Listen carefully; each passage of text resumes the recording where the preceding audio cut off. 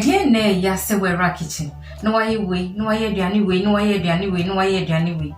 Na uba na ni ba ko pempo. Hey yo.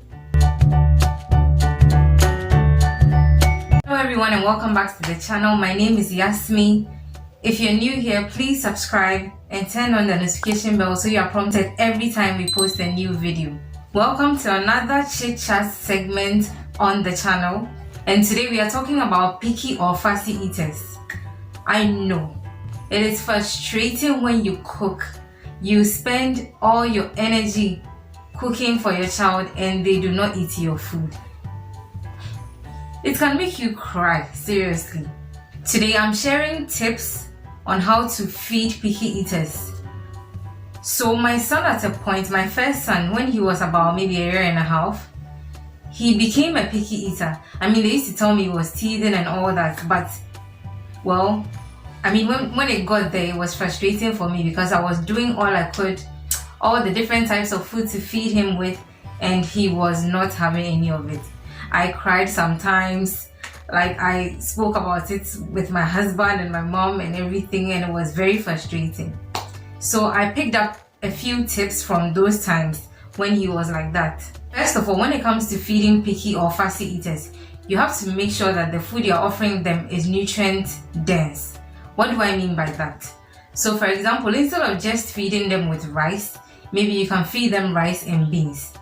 If it's the beans they don't like seeing, maybe you can blend it and use it in the stew. Then you see they think they are eating just tomato stew, but then they're having beans also in addition. So then you see it's not only one source of nutrients they are getting, but they are getting nutrients from a wide range of food groups, and which is good for them because they will eat in little anyway. So if they are able to take in little and the food is nutrient packed, then we are on the right track. Another important thing I also noted was that when it comes to picky eaters, do not give them unhealthy snacks or alternatives when they say they are not going to eat their food. So for example, if you in the morning you are feeding them with Tom Brown and they are not having the Tom Brown, don't say, oh, because he didn't eat the Tom Brown, I'm going to give him a wafer so that because he'll be hungry or anything. Give, like, you need to have the patience to be able to feed them with the food. So even if it's going to take you 2 hours, if you have the time, of course, to feed them with the Tom Brown, you should make sure they are eating just the Tom Brown and not filling up their stomachs with unhealthy snacks, because in the long run they will not eat the healthy food for you anyway. So you have to make sure of that. And there's also one thing I noticed, when you keep giving your child food and they are not eating, it's also likely that they've not seen you having it before. So another trick that could also help or work is that you eat as a family. It doesn't have to be a fancy dining table or whatever. If it's the floor you sit on, your child has their bowl in front of them, you also have your bowl in front of them, you have the same ingredients in your food as theirs, it will encourage them to eat their food as well, because they'll be like, oh, okay, so this is not bad for me after all. Mommy is also eating the same food, daddy is also eating the same food, so they are comfortable eating the food as well. So the same applies to vegetables and fruits. When you want your child to eat fruits and vegetables, eat them yourself so that they know that is good for their health, so that they know it's not harmful. Then they will also feel at ease when eating them. So I also noticed one thing with my son when it came to eating. When the TV is on, I mean, it could take you a whole hour to feed him at the time.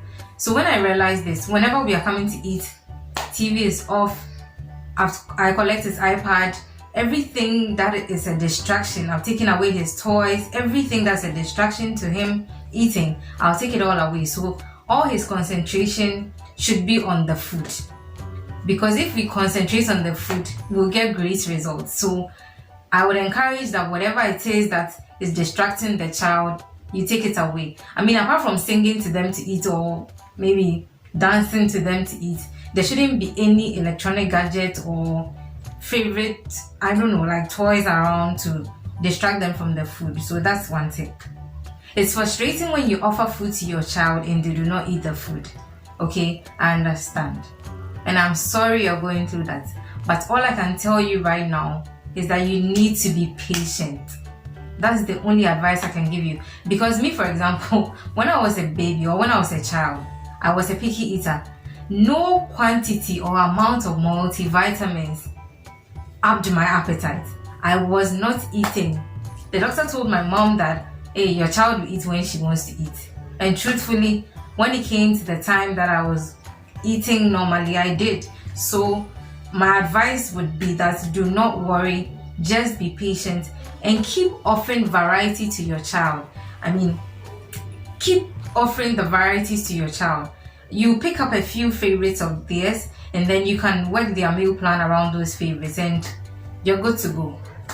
That brings us to the end of today's video. If you enjoyed today's session, please leave your girl a thumbs up and comment down below any points I missed, because we are all learning from each other.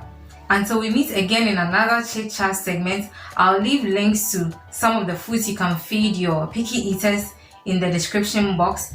Do check them out and keep feeding our bloomers with nutritiously yummy homemade food. Keep blooming.